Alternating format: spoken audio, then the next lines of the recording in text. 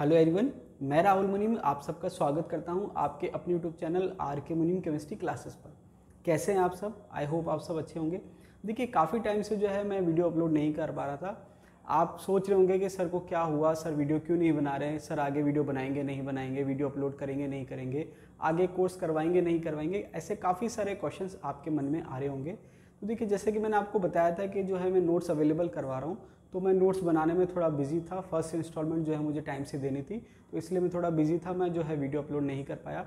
देखिए, last video का अगर आपको ध्यान हो तो लास्ट वीडियो हमने पढ़ा था chemical reaction of alkenes.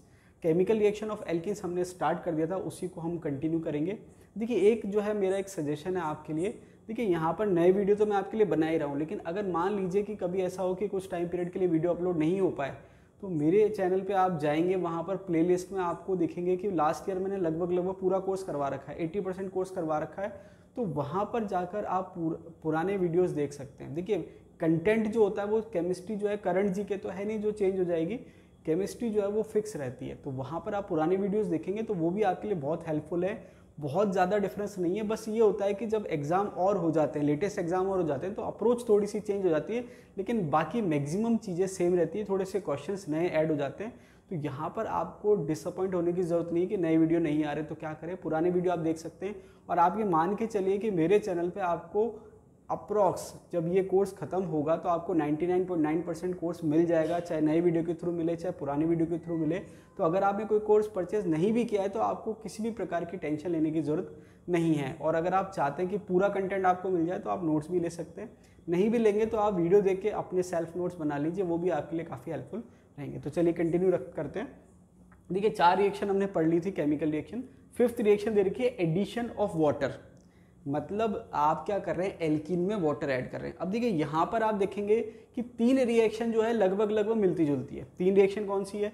Addition of water 5th reaction जो हमने दे रखी है, हाइड्रोबोरेशन ऑक्सीडेशन और ऑक्सीमर्क्यूरेशन डीमर्क्यूरेशन। अब देखिए, नाम से तीनों बिल्कुल अलग लग रही है, लेकिन तीनों में एक सिमिलैरिटी है। सिमिलैरिटी क्या है?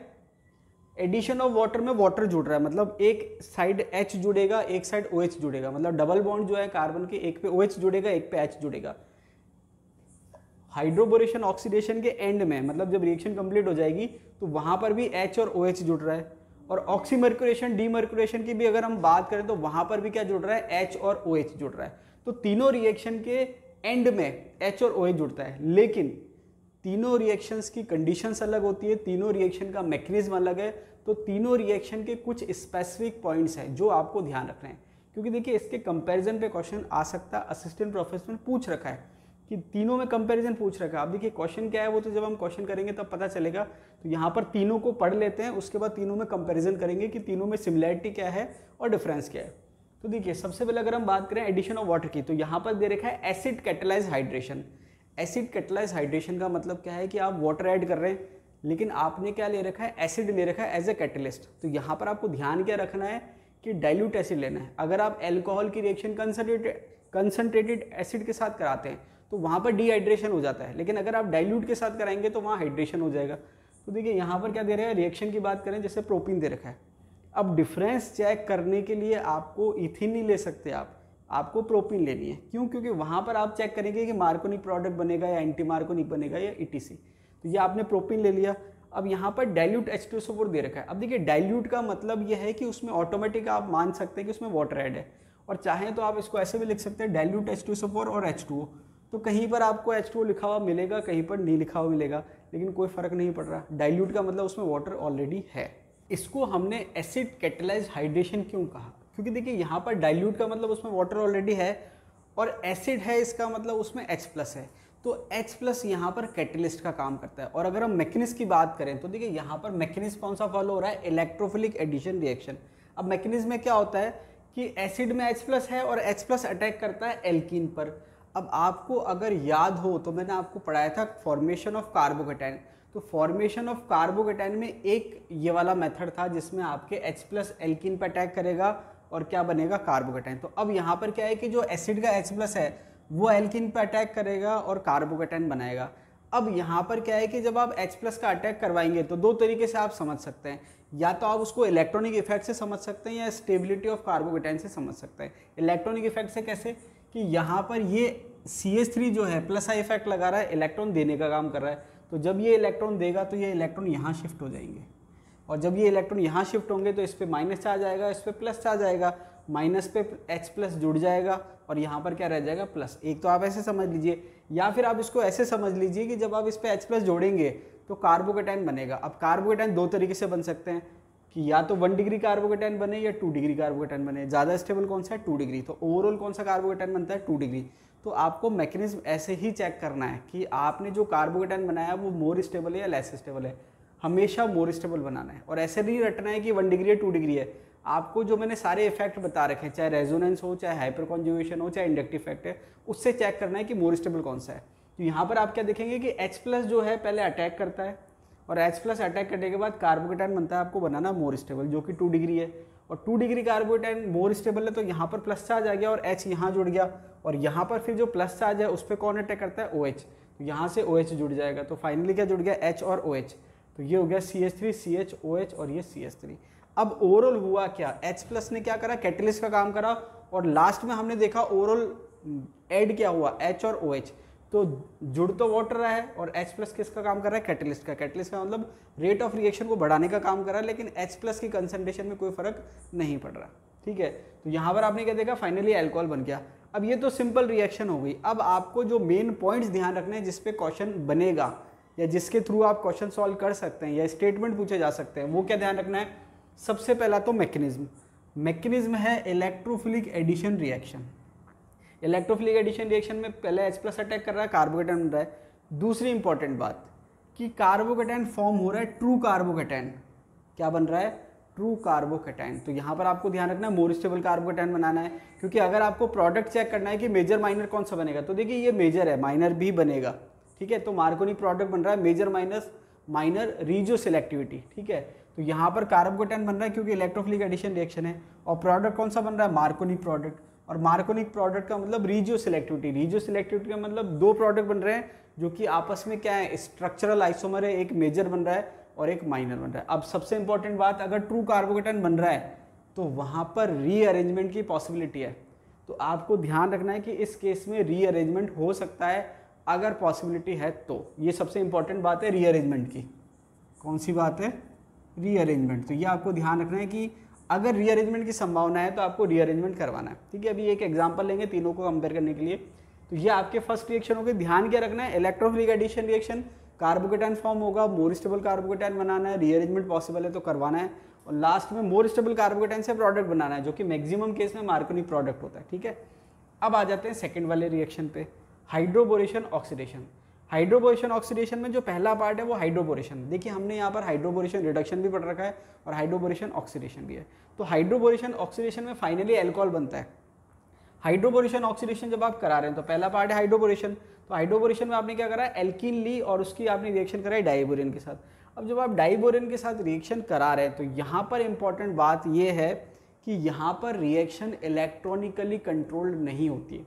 अब कई बार क्या है कि जैसे अभी सेट में क्वेश्चन आया था कि मार्कोनिक एडिशन होगा या मार्कोनिक प्रोडक्ट बनेगा या एंटी मार्कोनिक होगा, तो वहाँ पर कई बार कन्फ्यूज़न हो जाता है कि भाई मार्कोनिक प्रोडक्ट का मतलब क्या है, मार्कोनिक एडिशन का मतलब क्या है। तो यहाँ पर मैं आपको समझाने की कोशिश करूँगा। देखिए कई बार क्या होता है कि कुछ क्वेश्चन तो direct as it is book में से आते हैं, तो वहाँ पर तो क्या है कि आरपीएससी को प्रूफ देना आसान होता है। हालांकि सेट आरपीएससी ने नहीं करवाया था, लेकिन कोई भी ऑर्गेनाइजिंग बॉडी और एग्जाम करा रही है उसकी बात कर रहा हूँ। लेकिन जब कंसेप्चुअल क्वेश्चन बनता है तो वहाँ पर क्या है कि वो एप्लीकेशन पार्ट है, एज इट इज़ लाइन आपको कहीं भी मिलती नहीं है, तो वहाँ पर आपके लिए थोड़ी प्रॉब्लम हो जाती है। क्योंकि कई बार क्या है कि आंसर की जब वो बनाते हैं तो वो सही आंसर की नहीं बनाते, तो अब आपके लिए कंसेप्चुअली तो सब आपको समझ में आ रहा है, लेकिन आप प्रूफ कैसे दें उसको। तो यहाँ पर की अगर हम बात करें तो यहाँ रिएक्शन इलेक्ट्रॉनिकली कंट्रोल्ड ना होकर स्टेरिकली कंट्रोल होती है। तो स्टेरिकली कंट्रोल होने से क्या होता है कि देखिए जो डाइबोरेन है वो एक्चुअली BH3 में टूट जाता है। तो BH3 ऐसे जुड़ता है, H और BH2। तो हाइड्रोजन जाता है स्टेरिकली लेस हिंडर्ड साइड पे और बोरोन जाता है स्टेरिकली मोर हिंडर्ड साइड। सॉरी, बोरोन का ऐड होता है स्टेरिकली लेस हिंडर्ड पे और हाइड्रोजन जहाँ होता है स्टेरिकली मोर हिंडर्ड। अब जैसे मान लीजिए इसकी मैं बात करूँ तो ये दो कार्बन है, एक कार्बन ये है और एक कार्बन ये है। इस पर एक एल्काइल ग्रुप है, इस पर कोई एल्काइल ग्रुप नहीं है, तो ये स्टेरिकली लेस हिंडर्ड है। तो स्टेरिकली लेस हिंडर्ड पे कौन जाएगा? बोरोन। और H कहाँ जाएगा? स्टेरिकली मोर हिंडर्ड पे। इसका मतलब क्या हुआ कि जब आप रिएक्शन कराएंगे तो यहाँ पर H आएगा और यहाँ पर BH2 आएगा, ऐसे ऐड होंगे। और यहाँ पर कंसर्टेड मैकेनिज्म होता है। कंसर्टेड का मतलब एक साथ बॉन्ड ब्रेक होंगे और एक साथ बॉन्ड फॉर्म होंगे। इसका मतलब ये बॉन्ड ब्रेक होना शुरू हो जाएगा और ये वाला बॉन्ड भी ब्रेक होना शुरू हो जाएगा। डबल बॉन्ड है तो एक बॉन्ड ब्रेक होना शुरू हो जाएगा और यहाँ पर ये बॉन्ड बनना शुरू हो जाएंगे। तो ये आप देखेंगे कि कंसर्टेड मैकेनिज्म है और साइक्लिक ट्रांजिशन स्टेट बनती है 4 मेंबर्ड। तो यहाँ पर इलेक्ट्रॉनिकली रिएक्शन कंट्रोल्ड नहीं है, ठीक है। ये रिएक्शन ऐसे हो रही है। फिर होता क्या है कि इस पे बोरोन जुड़ गया, सॉरी इस पे H जुड़ गया और इस पे बोरोन जुड़ गया। तो यहाँ पर आप देखेंगे कि ये जो एल्काइल ग्रुप में कन्वर्ट हो गया और बोरोन से जुड़ गया और ये रिएक्शन 3 बार होती है। तो फाइनली ये बन जाता है। तो आपने क्या देखा कि ये रिएक्शन स्टेरिकली कंट्रोल्ड है, ना कि इलेक्ट्रॉनिकली कंट्रोल्ड है। अब अगर मान लीजिए आपको डिसाइड करना हो कि ये एडिशन कौन सा है, तो आप खुद सोचिए कि एक है हाइड्रोजन और एक है बोरोन, ठीक है। अब होता क्या है कि जब हम मार्कोनिक रूल पढ़ते हैं तो नॉर्मली हाइड्रोजन के लिए पढ़ते हैं कि हाइड्रोजन वहाँ जुड़ेगा जहाँ हाइड्रोजन की संख्या ज़्यादा है या कम है, इस टाइप से आप याद करते हो। लेकिन एक्चुअल में मार्कोनिक रूल में क्या था कि इलेक्ट्रो पॉजिटिव पार्ट कहाँ जुड़ेगा और इलेक्ट्रो नेगेटिव पार्ट कहाँ जुड़ेगा। अब आपका ये होमवर्क है, आप खुद चेक करना कि इन दोनों में इलेक्ट्रो नेगेटिविटी ज़्यादा किसकी है और कम किसकी है, ठीक है। इसकी 2.1 होती है अकॉर्डिंग टू पॉलिंग स्केल, इसकी आप चेक करना। और जब आप चेक करेंगे तो आपको पता चल जाएगा कि दोनों में से ज़्यादा किसकी है और कम किसकी है। तो जब आपको पता चल जाएगा तब आप ये देखेंगे कि ज़्यादा किसकी और कम किसकी है। तो इसका मतलब आपको रटने की ज़रूरत नहीं कि हाइड्रोजन कहाँ जुड़ेगा। नॉर्मली हम हाइड्रोजन एसिड के सेंस में बात करते हैं, जैसे HCl जुड़ रहा है। लेकिन इस केस में अगर मान लीजिए कि फिर भी आपको क्वेश्चन देखना हो कि मार्कोनिक के हिसाब से जुड़ रहा है एंटी मार्कोनिक, तो आपको ये पता होना चाहिए कि इलेक्ट्रोनेगेटिविटी ज़्यादा किसकी और कम किसकी। तो ये मैं छोड़ देता हूँ आपके लिए, ये आप चेक करना। अब जब आप चेक कर लेंगे तो ये आपके फर्स्ट पार्ट है रिएक्शन का, ये कंप्लीट रिएक्शन नहीं है, ध्यान रखना। तो वहाँ पर एग्जाम में कैसे आता है कि एडिशन ऑफ बोरोन क्या है, ठीक है, एडिशन ऑफ बोरेन क्या है और फाइनल प्रोडक्ट क्या है।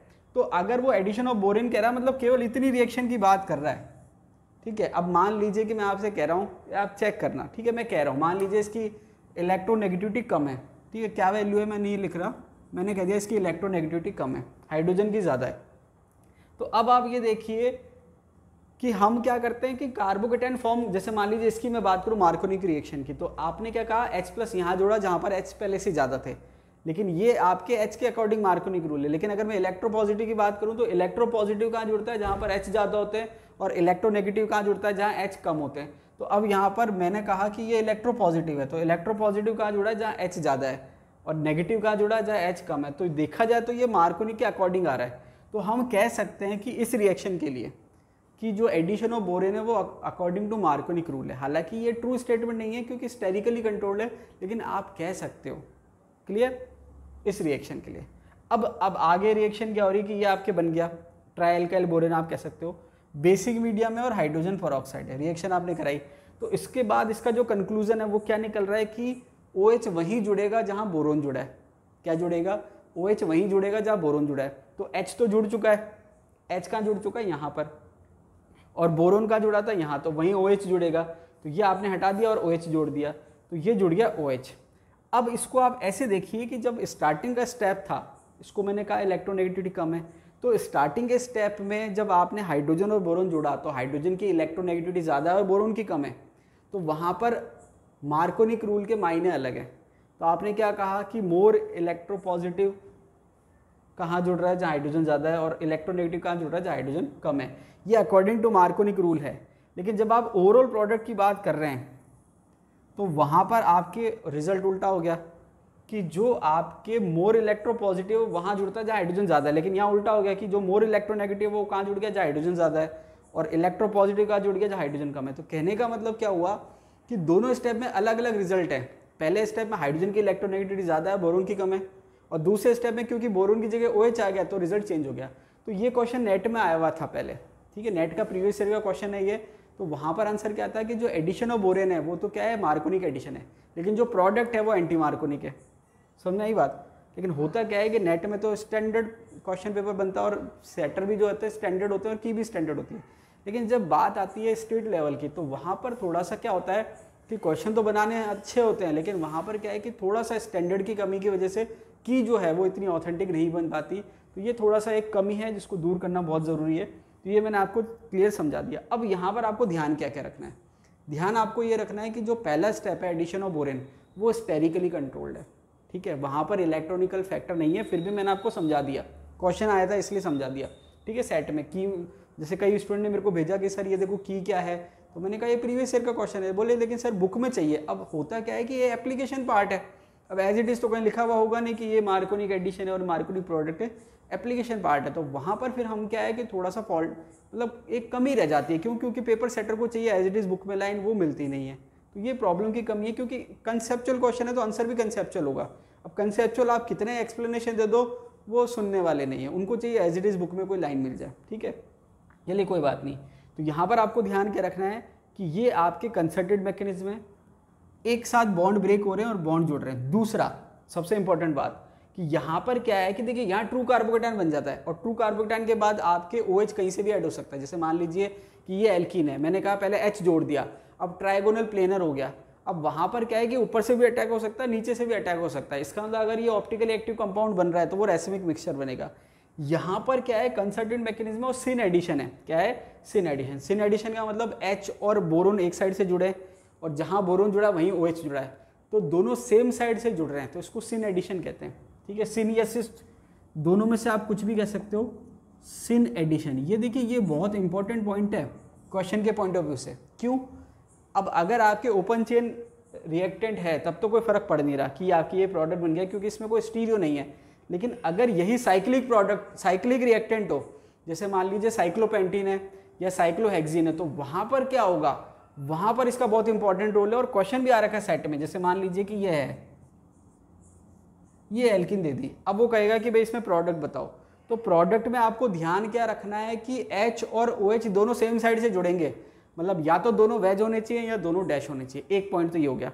दूसरा, ये भी आपकी रीजियो सिलेक्टिविटी शो कर रहा है, ये भी रीजियो सिलेक्टिविटी शो करेगा। इसकी रीजियो सिलेक्टिविटी डिसाइड कैसे होगी? अब देखिए देखने में तो आपको क्या पता चलेगा कि एंटी मार्कोनिक प्रोडक्ट है, लेकिन आपको आंसर कैसे निकालना है? आंसर ऐसे निकालना है कि बोरोन वहाँ जुड़ा था जहाँ स्टेरिक हिंड्रेंस कम थी। बोरोन कहाँ जुड़ा था? जहाँ स्टेरिक हिंड्रेंस कम थी, या फिर आप कह सकते हो सब्सटीट्यूएंट कम थे, तो OH भी वहीं जुड़ेगा जहाँ पर सब्सटीट्यूएंट कम होंगे, और हाइड्रोजन वहाँ जुड़ेगा जहाँ सब्सटीट्यूएंट ज़्यादा होंगे। तो स्टेरिकली कंट्रोल्ड है, तो फाइनली प्रोडक्ट कैसे होगा? H वहाँ जहाँ स्टेरिक हिंड्रेंस ज़्यादा, OH वहाँ जहाँ स्टेरिक हिंड्रेंस कम, ये आपके फाइनल है। तो ये रीजियो सिलेक्टिविटी भी शो कर रहा है। तो कई बार क्या होता है, इसी क्वेश्चन में एक चीज़ और ऐड कर देते हैं। हाँ, ये आपके इसने क्या करा, CH3 जोड़ दिया। क्या जोड़ दिया? CH3, ये CH3 जोड़ दिया, ठीक है। अब यहाँ पर डबल बॉन्ड में एक पे CH3 है और एक में नहीं है, और अब आपको क्या करना है, चेक करना है या बताना है कि H कहाँ जुड़ेगा और OH कहाँ जुड़ेगा, और दोनों के स्टीरियो। तो यहाँ दो चीज़ हो गई। अब दो चीज़ कैसे हो गई कि स्टेरिकली कंट्रोल्ड अलग चीज़ हो गई और आपके रीजियो सिलेक्टिविटी अलग हुई। रीजियो सिलेक्टिविटी कैसे कि अब आपको पहले तो ये डिसाइड करना है कि OH यहाँ जुड़ेगा या यहाँ जुड़ेगा, उसके बाद H और OH की स्टीरियो कि भाई सिस है या सिन है, या सिन एडिशन होगा या एंटी एडिशन होगा, मतलब दोनों वेज होंगे दोनों डैश होंगे। तो ये जब क्वेश्चन आएगा तो और क्लियर हो जाएगा। सारे पॉइंट्स मैं आपको बता रहा हूँ, ठीक है। तो ये सारे पॉइंट्स जो थे मैंने आपको बता दिया। दूसरा, कंसर्टेड मैकेनिज्म में ट्रू कार्बोकेटाइन नहीं बन रहा है, ध्यान रखना, यहाँ पर इंटरमीडिएट नहीं बन रहा, कार्बोकेटाइन नहीं बन रहा। कंसर्टेड साइक्लिक ट्रांजिशन स्टेट बनती है, ठीक है, 4 मेंबर्ड साइक्लिक ट्रांजिशन स्टेट बनती है, लेकिन ट्रू कार्बोकेटाइन नहीं बन रहा है। इसका मतलब रीअरेंजमेंट की कोई पॉसिबिलिटी नहीं है। ये डिफरेंस है इसमें ट्रू कार्बोकेटाइन बन रहा है, इसमें ट्रू कार्बोकेटाइन नहीं बन रहा। चलिए काफ़ी हो गया इसमें।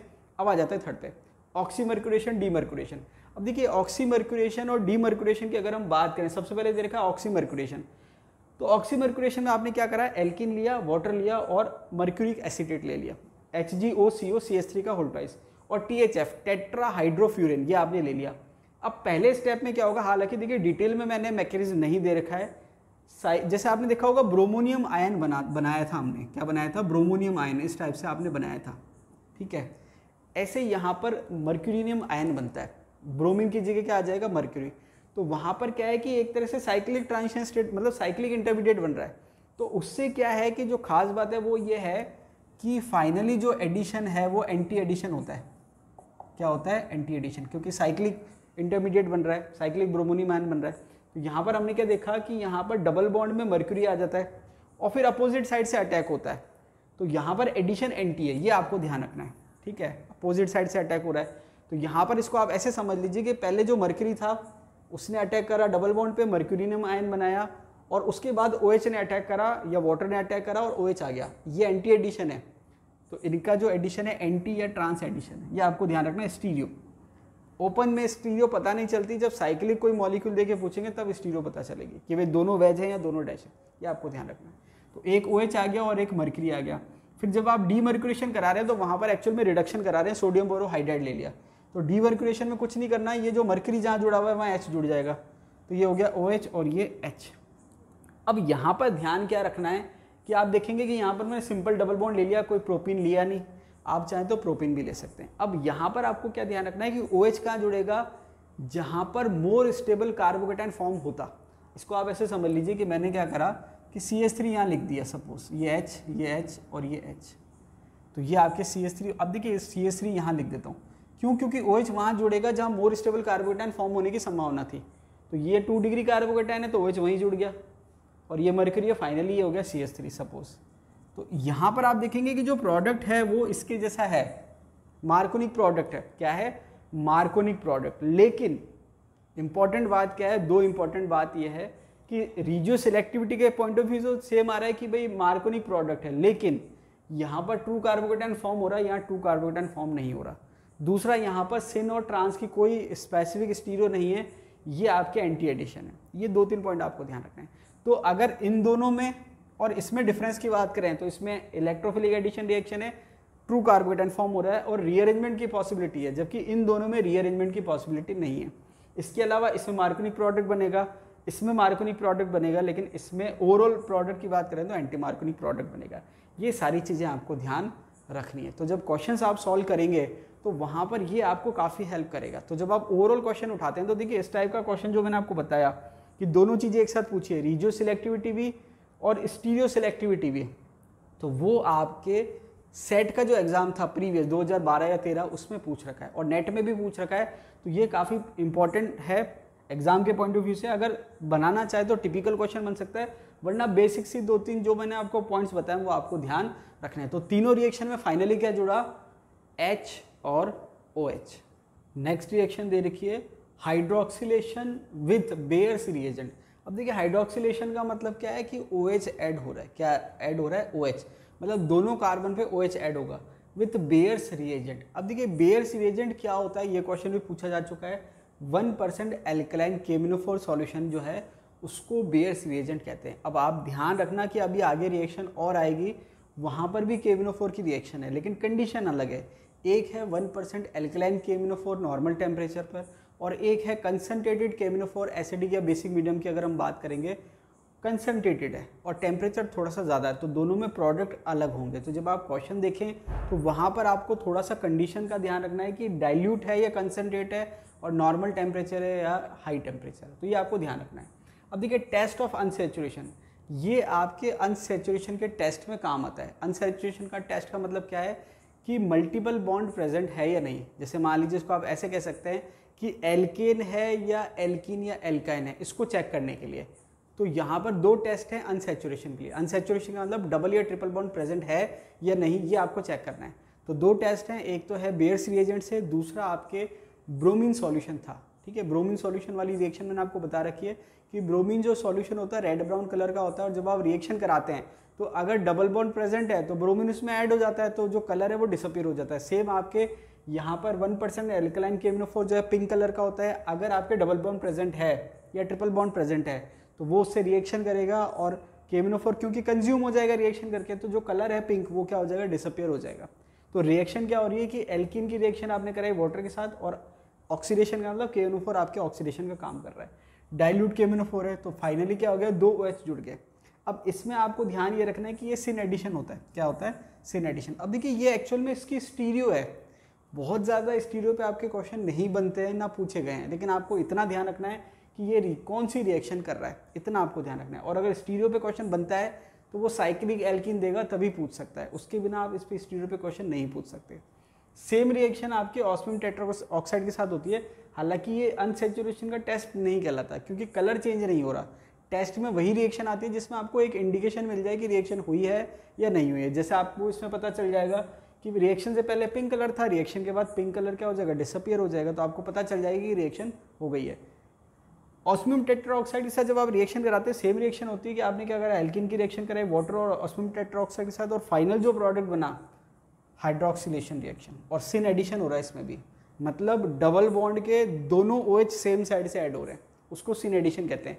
एक ग्रुप ऊपर से और एक ग्रुप नीचे से ऐड होता है, उसको हम एंटी एडिशन कहते हैं या ट्रांस एडिशन कह सकते हैं, इसको सिस या सिन एडिशन कहते हैं। इसके बाद नेक्स्ट जो है बहुत इंपॉर्टेंट है ओजोनोलाइसिस। अब देखिए ओजोनोलाइसिस पे आपके काफ़ी सारे क्वेश्चन पूछे जा चुके हैं, तो पहले देख लेते हैं क्या होता है।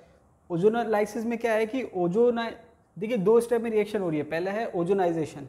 ओजोनोलाइसिस अगर मैं इसको कंप्लीट देखूं, ओजोनोलाइसिस, लाइसिस का मतलब होता है ब्रेक होना, ओजोनोलाइसिस का मतलब ओजोन की प्रेजेंट में रिएक्शन हो रही है और एल्कीन जो हो रही है वो क्या हो रही है, ब्रेक हो रही है। तो यहाँ पर इसको 2 स्टेप में हमने देखा। फर्स्ट है ओजोनाइजेशन। ओजोनाइजेशन में क्या हो रहा है, एल्कीन पे ओजोन ऐड हो रहा है, तो ये हमने कहा एल्कीन है, और ओजोन जो है वो आपके O3 आप जानते हो, एक पे प्लस और एक पे माइनस शो कर दिया। अब जब इस पर ये ऐड होता है तो ये आपके इस टाइप से साइक्लिक स्टेट बनती है, ये साइक्लिक इंटरमीडिएट बनता है, कार्बन ऑक्सीजन कार्बन ऑक्सीजन और ऑक्सीजन। अब देखिए ये तो बाद में बनता है, पहले अगर आप देखेंगे तो कार्बन कार्बन डबल बॉन्ड है, तो स्टार्टिंग में जो एक और इससे पहले का जो स्टेप होता है उसमें carbon carbon single bond present होता है, उसके बाद जाके ये बनता है। ये भी मतलब 2 स्टेप में बन रहा है, डिटेल मैकेनिज्म नहीं दे रखा क्योंकि बहुत ज़्यादा कोई क्वेश्चन पूछे नहीं गए, ये आप चाहो तो बुक में से और डिटेल में देख सकते हो।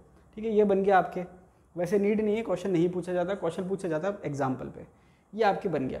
इसके बाद आपकी रिडक्टिव क्लीवेज हो रहा है। अब देखिए ये कैसे बनाया आपने, डबल बॉन्ड तोड़ो और एक ऑक्सीजन इस पे, एक ऑक्सीजन इस पे और एक कॉमन ऑक्सीजन, ये जुड़ गया।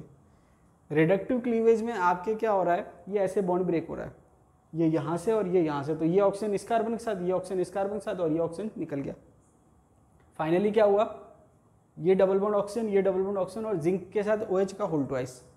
तो रिडक्टिव क्लीवेज में आपने जिंक और वाटर ले रखा है, ठीक है, तो ये जो ऑक्सीजन है ये जिंक के साथ चला गया, जिंक हाइड्रोक्साइड बन गया। अब एग्जाम में क्वेश्चन कैसे पूछा जाता है कि कौन सी एल्कीन से कौन सा कार्बोनिल बन रहा है, या कौन सा कार्बोनिल कौन सी एल्कीन से बनेगा, ये क्वेश्चन एग्जाम में पूछा जाता है। ठीक है, तो नॉर्मली क्या है, क्वेश्चन ऐसे पूछा जाता है कि आप ये वाला कार्बोनिल आपने बनाया ओजोनोलाइसिस से, तो एल्कीन कौन सी होगी, तो यहाँ पर मैंने एल्कीन लिख दिया, उससे हम कार्बोनिल बना लेते हैं। तो आपको कुछ नहीं करना, बहुत सिंपल तरीका है कि कार्बन कार्बन डबल बॉन्ड दे रखा है और इसमें वैलेंसी होगी, आपको पता है कि भाई 2 वैलेंसी इधर फ्री है इसकी, आपको कुछ नहीं करना, ये 2 बॉन्ड को ब्रेक करो और दोनों में ऑक्सीजन जोड़ दो, तो ये क्या होगा, कार्बन डबल बॉन्ड ऑक्सीजन इधर से और कार्बन डबल बॉन्ड ऑक्सीजन इधर से, ये बन जाएगा आपके। तो आपने कुछ नहीं करना, आपको प्रोडक्ट से रिएक्टेंट बनाना है, तो जो प्रोडक्ट है उनके ऑक्सीजन हटाओ और दोनों कार्बन को जोड़ के डबल बॉन्ड बना दो, वो आपका क्या हो जाएगा, रिएक्टेंट बन जाएगा। अब जैसे इथीन है, तो इथीन में कार्बन कार्बन डबल बॉन्ड के अलावा कुछ भी नहीं है, दोनों हाइड्रोजन है, तो इससे क्या बन जाएगा, 2 HCHO फॉर्मल्डिहाइड, क्या बन जाएगा, 2 फॉर्मल्डिहाइड।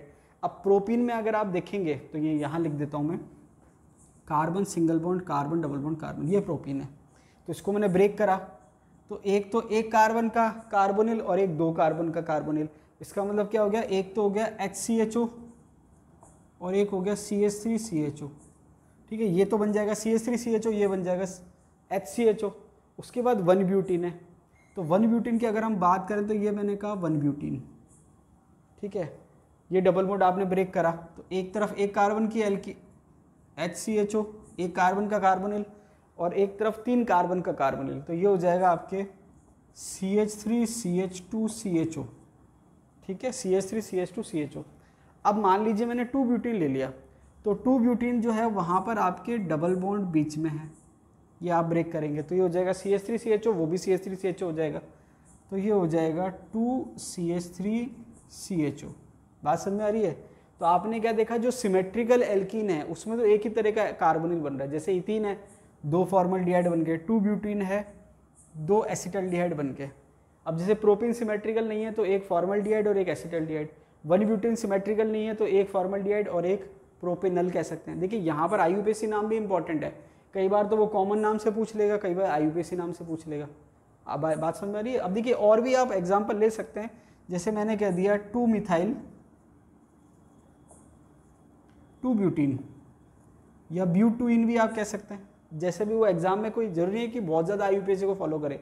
2 मिथाइल 2 ब्यूटीन कह दिया या 2 मिथाइल ब्यूटुइन कह दिया, तो 2 मिथाइल ब्यूटुइन का मतलब क्या है कि ये आपने क्या करा, 2 ब्यूटुइन तो लिया है और 2 पे मिथाइल लगा दिया। तो इसको जब आप देखेंगे तो आप देखेंगे कि ये तो आपके बन गया एसीटोन और ये बन गया एसिटल्डिहाइड। अगर मैंने 2,3 डाईमिथाइल ले लिया, 2,3 डाईमिथाइल ले लिया तो ये दोनों एसीटोन बन जाएंगे।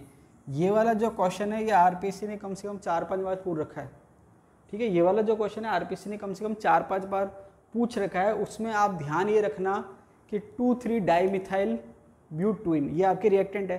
प्रोडक्ट क्या बन रहा है, 2 एसीटोन बन रहे हैं। क्या बन रहे हैं, 2 एसीटोन या 2 प्रोपेनोन भी कह सकते हैं। तो अब देखिए क्वेश्चन, अब ज़रूरी नहीं कि क्वेश्चन जैसा पूछा गया वैसा पूछा जाए, उल्टा भी कर सकते हैं। जैसे मान लीजिए कि अभी तक क्वेश्चन ये पूछा गया है कि आपके एल्कीन के ओजोनोलाइसिस आपने कराया और क्या बन गया, एसीटोन बन गया, तो बताओ रिएक्टेंट क्या है। तो आपने कहा कि रिएक्टेंट ये है। अब वो उल्टा पूछ ले कि ये रिएक्टेंट है, बताओ इसके ओजोनोलाइसिस से क्या बनेगा। तो कुछ नहीं करना है, अगर एल्कीन दे रखा है तो बीच में से डबल बॉन्ड ब्रेक करो और ऑक्सीजन जोड़ दो, और कार्बोनिल दे रखा है तो दोनों ऑक्सीजन ऐड करो और ऑक्सीजन हटा दो, दोनों डबल बॉन्ड ऐड करके कार्बन में जोड़ दो। तो आपके क्या होगा, रिएक्टेंट से प्रोडक्ट और प्रोडक्ट से रिएक्टेंट मिल जाएगा। अब इसमें आपको एक चीज़ ध्यान बस ये रखनी है कि अगर कोई साइक्लिक एल्कीन है, जैसे मान लीजिए ये है साइक्लोब्यूटेन है, तो वहाँ पर 2 अलग कार्बोनिल मॉलिक्यूल बनने के जगह या 2 कार्बोनिल कंपाउंड बनने की जगह एक ही कंपाउंड में 2 कार्बोनिल ग्रुप हो जाएंगे। जैसे मान लीजिए साइक्लोब्यूटेन है, तो यहाँ पर जब आप बॉन्ड ब्रेक करोगे तो ये इस टाइप से आ जाएगा, CHO और ये CHO, ठीक है। अब मान लीजिए कि मैं ये ब्यूटाडाइन ले लेता, ये ले लेता, तो यहाँ पर क्या होता है कि ये एक बार ब्रेक होता और ये भी ब्रेक होता, तो ये भी CHO, ये भी CHO, ये भी CHO और ये भी CHO। तो कहने का मतलब है डिपेंड करेगा कि आपके रिएक्टेंट क्या दे रखा है, उसके हिसाब से प्रोडक्ट बनेगा। तो यहाँ पर ये बहुत इंपॉर्टेंट रिएक्शन है एग्जाम के पॉइंट ऑफ व्यू से। कई बार क्वेश्चन आ रखा है, और एसीटोन वाला तो कई बार आ रखा है, और भी काफ़ी बार पूछ रखे, मतलब वैरायटी पूछ रखी है। रिपीट तो एसीटोन वाला सबसे ज़्यादा हुआ है, लेकिन सारी वैरायटी पूछ रखी है कि इससे क्या बनेगा, ये बनाए तो किससे बनेगा। और यहाँ पर रिएक्टेंट में वो कॉमन नेम से ही पूछ सकता है और IUPAC नाम से भी पूछ सकता है। जैसे मान लीजिए वो कह सकता है कि भाई 2 ब्यूटीन, मतलब 2 ब्यूटीन से क्या बन रहा है, 2 एसिटाइलडिहाइड, तो वो ऐसे पूछ सकता है कि 2 एसिटाइलडिहाइड किससे बने, इससे बने। इसके अलावा फिर जो कॉमन नेम है, आइसोब्यूटीन है या आइसोप्रोपीन है, आइसोपेंटीन है, जो भी है, हालांकि कुछ मैंने हो सकता है गलत बोल दिया हो, तो जो भी कॉमन नेम है वो भी आपको यहाँ पर ध्यान रखने हैं। क्यों, क्योंकि जब आरपीएससी क्वेश्चन पूछती है तो वो दोनों नाम काम में लेती है, कॉमन नेम भी काम में लेती है और IUPAC नेम भी काम में लेती है। नेक्स्ट रिएक्शन है ऑक्सीडेटिव डिग्रेडेशन। अब देखिए जैसे मैंने आपको बताया बेयर्स रिएजेंट में जब हमने देखा तो एल्कलाइन KMnO4 था 1%, जो कि मतलब बहुत डाइल्यूट था, और आप कह सकते हैं टेम्परेचर भी कम था, मतलब बिल्कुल माइल्ड कंडीशन थी। तो वहाँ पर हाइड्रोक्सिलेशन हो रहा था, लेकिन यहाँ पर आपके ऑक्सीडेटिव डिग्रेडेशन हो रहा है। यहाँ पर आपने कंडीशन क्या ले रखी है, इन प्रेजेंस ऑफ एसिडिक और एल्कलाइन KMnO4। अब देखिए एल्कलाइन वहाँ भी था लेकिन 1% था, यहाँ पर कंसनट्रेट है, ठीक है, और एसिडिक और एल्कलाइन दोनों आप ले सकते हैं। तो यहाँ पर क्या हो रहा है, ऑक्सीडेटिव डिग्रेडेशन। ऑक्सीडेटिव डिग्रेडेशन का मतलब क्या है, डिग्रेडेशन का मतलब होता है टूटना, डिग्रेड का मतलब तोड़ना, और ऑक्सीडेटिव का मतलब ऑक्सीडेशन भी हो रहा है और वो टूट भी रहा है। कैसे हो रहा है, क्या रिएक्शन होगी देख लेते हैं। एल्किन आपने ली, प्रोपीन ले लिया आपने, KMnO4 लिया और एस्टोस4 लिया, मतलब कंसनट्रेट एसिड आपने ले रखा है और KMnO4 ले रखा है। अब यहाँ पर जब आपने रिएक्शन कराई तो इसको आप ऐसे समझ लीजिए कि ये डिग्रेडेशन ऐसे ही हो रहा है। ओजोनोलाइसिस में भी होता है कि आपके ओवरऑल ब्रेक होता है, लेकिन वहाँ प्रोडक्ट अलग बन रहा है। यहाँ पर प्रोडक्ट क्या ध्यान रखना है आपको कि अगर आपके CH2 है, मतलब ये है, तो इसका तो बनेगा कार्बन डाइऑक्साइड, ये बन गया कार्बन डाइऑक्साइड। और उसके अलावा जो डबल बॉन्ड है, इसको आप ऐसे भी समझ सकते हैं कि अगर कार्बन पे 2 हाइड्रोजन है उसका तो CO2 बनेगा, ये CO2 बन गया। और डबल बॉन्डेड कार्बन पे अगर एक हाइड्रोजन है उसका एसिड बनेगा, तो ये आपके एसिड बन गया CH3COH। दूसरा एग्जाम्पल ले लेते हैं। इसमें आपने क्या देखा कि ये आपके क्या है, 2 मिथाइल प्रोपीन है। अब यहाँ पर 2 मिथाइल प्रोपीन है या 2 मिथाइल 1 प्रोपीन आप कह सकते हो कि इसमें आप जब देखेंगे कि डबल बॉन्ड के इस वाले कार्बन पे तो 2 हाइड्रोजन है, तो इसका तो कार्बन डाइऑक्साइड बनना है, ये बन गया कार्बन डाइऑक्साइड। और अब यहाँ पर ये वाला जो कार्बन है डबल बॉन्डेड, उस पर कोई हाइड्रोजन नहीं है, तो जब कोई हाइड्रोजन नहीं है तो वहाँ बनेगा कार्बोनिल। क्या बनेगा, कार्बोनिल। तो ये आपके कीटोन बन गया, क्या बन गया, कीटोन। तो अब आपने क्या देखा कि जब आप ऑक्सीडेटिव डिग्रेडेशन कराएंगे तो वहाँ पर आपके फाइनल प्रोडक्ट क्या बनेगा, ये डिपेंड करेगा कि एल्कीन कौन सी है। और एल्कीन में भी जो डबल बॉन्डेड कार्बन है उसकी नेचर क्या है। अगर डबल बॉन्डेड कार्बन टर्मिनल वाला है, मतलब 2 हाइड्रोजन प्रेजेंट है, टर्मिनल का मतलब 2 हाइड्रोजन प्रेजेंट है, तो उसका तो कार्बन डाइऑक्साइड बनेगा। अगर एक हाइड्रोजन प्रेजेंट है तो एसिड बनेगा, और अगर एक भी हाइड्रोजन प्रेजेंट नहीं है, 2 एल्काइल ग्रुप प्रेजेंट है, तो उसका बनेगा कीटोन। ये आपको ध्यान रखना है ओवरऑल प्रोडक्ट। तो यहाँ पर मैंने लिख दिया 1 डिग्री कार्बन का मतलब CO2।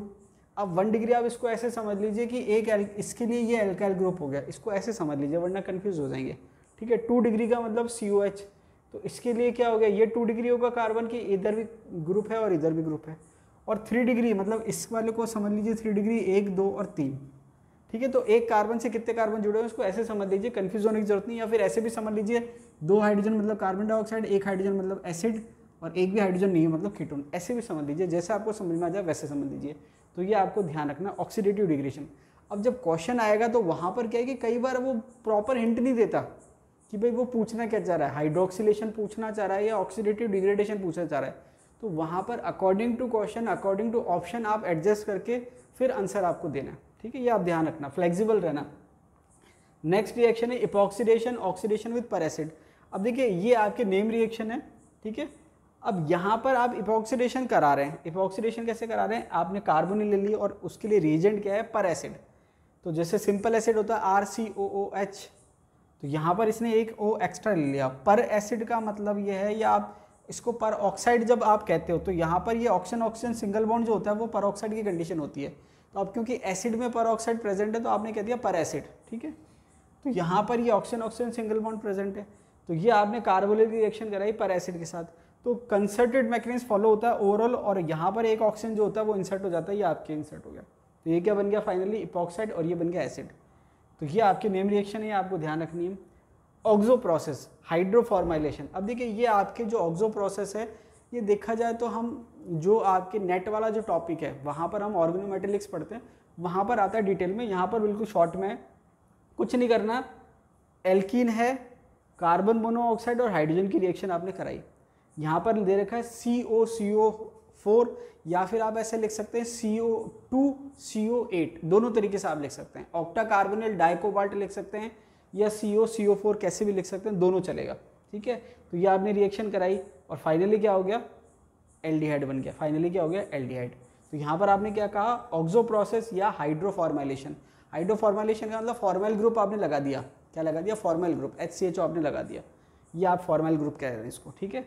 तो ये आपके ओवरऑल प्रोडक्ट हो गए। डायरेक्ट रिएक्शन पूछते हैं एग्जाम में, तो यहाँ पर बहुत ज़्यादा मैकेनिज्म या टिपिकल क्वेश्चन नहीं आना, केवल आपको रिएक्शन याद होनी चाहिए कि भाई ये रिएक्टेंट है और ये कंडीशन है और ये प्रोडक्ट है। इससे ज़्यादा डिटेल में क्वेश्चन इस पर नहीं आता। जिनमें डिटेल में आता है उसमें मैंने आपको डिटेल में समझा दिया, जिसमें सिंपल आता है वो मैं आपको सिंपल बता रहा हूँ। मतलब बहुत ज़्यादा अननेसेसरी डिटेल में भी नहीं पढ़ना, लेकिन जहाँ पर जितना क्वेश्चन जिस पर जितना डीप बन सकता है उतना आपको पढ़ा हुआ होना चाहिए, ठीक है। नेक्स्ट क्वेश्चन की बात करें, एडिशन ऑफ कार्बिन। तो देखिए कार्बिन की रिएक्शन होती है इंसर्शन ऑफ कार्बिन। तो अगर कार्बिन होगा तो डबल बॉन्ड में इंसर्ट हो जाएगा। तो यहाँ पर हमने क्या देखा, प्रोपीन है और आपने ले लिया डायजोमिथेन। तो डायजोमिथेन क्या करता है, कार्बिन फॉर्मेशन करता है। तो ये कार्बिन इंसर्ट हो जाएगी डबल बॉन्ड में और ये आपके प्रोडक्ट बन जाएगा, ठीक है। चलिए साइड प्रोडक्ट आपकी नाइट्रोजन निकल गया। अब देखिए कई बार क्या होता है कि काफ़ी क्वेश्चन तो रिपीटेड आते हैं, लेकिन सारे क्वेश्चन रिपीटेड आए ऐसा ज़रूरी नहीं है। कई बार क्वेश्चन डायरेक्ट थ्योरी में से आ जाता है। अब जैसे मान लीजिए कि ये आपके मस्टर्ड गैस है, इस पर आज तक क्वेश्चन नहीं पूछा गया किसी भी एग्जाम में, लेकिन इस बार जो स्कूल लेक्चरर हुआ था उसमें ये क्वेश्चन आ गया। इसका मतलब ये रिपीटेड क्वेश्चन नहीं था, लेकिन डायरेक्ट थ्योरी में से आ गया। तो कहने का मतलब ये है कि रिपीटेड क्वेश्चन भी आते हैं और डायरेक्ट थ्योरी में से क्वेश्चन भी आते हैं। तो आपको दोनों के लिए तैयार रहना चाहिए। Mustard gas, war gas. अब मस्टर्ड गैस वॉर गैस की रिएक्शन क्या है वो देख लेते हैं। आपने इथीन की रिएक्शन कराई H2Cl2 के साथ, एक सल्फर निकल गया और एक सल्फर और 2 Cl ऐड हो गए। तो ओवरऑल प्रोडक्ट क्या बना, Cl CH2 CH2 S CH2 CH2 Cl। मतलब दो तो टर्मिनल पे Cl लगे और बीच में आपके क्या हो गया, सल्फर ऐड हो गया। ये आपके स्कूल लेक्चर में अभी जो लास्ट एग्जाम हुआ है उसमें पूछा गया क्वेश्चन, ठीक है। नेक्स्ट रिएक्शन है सब्सटीट्यूशन रिएक्शन। ये भी बहुत इंपॉर्टेंट रिएक्शन है। यहाँ पर एलाइलिक सब्सटीट्यूशन हो रहा है और यहाँ पर जो क्वेश्चन, इस पर जो मेन क्वेश्चन पूछा जाता है वो क्या है, होल-ज़िगलर रिएक्शन। अब होल-ज़िगलर रिएक्शन क्या है, हालांकि नाम से नहीं पूछा जाता, लेकिन मैंने बता दिया आपको कि इसका नाम ये है। अब होल-ज़िगलर रिएक्शन में हो क्या रहा है, एलाइलिक ब्रोमिनेशन हो रहा है। रिएजेंट क्या है, NBS, इंपॉर्टेंट ये है। और एक इंपॉर्टेंट बात और बता दूँ, यहाँ पर मैकेनिज्म कौन सा फॉलो हो रहा है, फ्री रेडिकल सब्सटीट्यूशन रिएक्शन, ठीक है। यहाँ पर कौन सी मैकेनिज्म है, फ्री रेडिकल सब्सटीट्यूशन। तो फ्री रेडिकल सब्सटीट्यूशन जैसे सिंपल आप हेलोजिनेशन ऑफ एल्केन पढ़ते हो, यहाँ पर ये आपके फ्री रेडिकल सब्सटीट्यूशन है। और कौन सा सब्सटीट्यूशन है, एलाइलिक सब्सटीट्यूशन है, ये आपको ध्यान रखना है।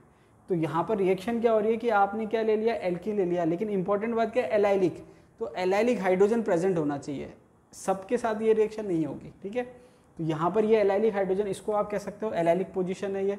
और आपने रिएक्शन कराई NBS के साथ, N ब्रोमोसक्सिनामाइड, ये आपके N ब्रोमोसक्सिनामाइड है। देखिए सक्सिनिक एसिड से आप अमाइड बनाएंगे तो सक्सिनामाइड बनेगा, और आपने H हटा के Br लगा दिया तो एन ब्रोमो सक्सिनामाइड बन गया। ये आपके है, ठीक है। ये आपके सक्सिनिक एसिड क्या होता है, 4 कार्बन का एसिड और टर्मिनल पे COH, उसको जब आपने जोड़ के उसका वाटर निकाल के नाइट्रोजन लगा दिया तो वो अमाइड बन गया, ठीक है। चलिए ज़्यादा डिटेल में जाने की जरूरत नहीं है। ये एन ब्रोमो सक्सिनामाइड है। इसकी जब आपने रिएक्शन कराई, कुछ नहीं हुआ, ये H हटा और ये Br इधर आ गया और ये H इधर आ गया, ये रिएक्शन हो गई। तो ये रिएक्शन भी कई बार एग्जाम में पूछी जा चुकी है, इंपॉर्टेंट है, आपको ध्यान रखनी है। कुछ नहीं पूछते, रिएक्टेंट दे देते हैं और प्रोडक्ट पूछ लेते हैं, और NBS आपको दे देंगे, या तो नाम लिख देंगे NBS या स्ट्रक्चर बना देंगे। तो ये आपको प्रोडक्ट बनाना है। दूसरा आपको ध्यान क्या रखना है कि फ्री रेडिकल सब्स्टिट्यूशन रिएक्शन हो रही है। तो ये जो मेन रिएक्शन है वो मैंने आपको बता दी है। इसके अलावा कोई छोटी मोटी रिएक्शंस हैं वो बच गई होंगी, तो कोई ऐसे बहुत ज़्यादा इंपॉर्टेंट बात नहीं है, क्योंकि कोई लिमिट नहीं है रिएक्शन की। लेकिन जो मैक्सिमम रिएक्शन है जिन पे आज तक क्वेश्चन पूछे जा चुके हैं, वो यहाँ पर मैंने आपको सारी कवर करा दी है। तो ये आज जो आपके एल्कीन की रिएक्शंस हैं वो कंप्लीट हो गई है। नेक्स्ट वीडियो में हम पढ़ेंगे एल्काइन। तो अभी के लिए इतना है, मिलते हैं अगले वीडियो में, तब तक के लिए धन्यवाद।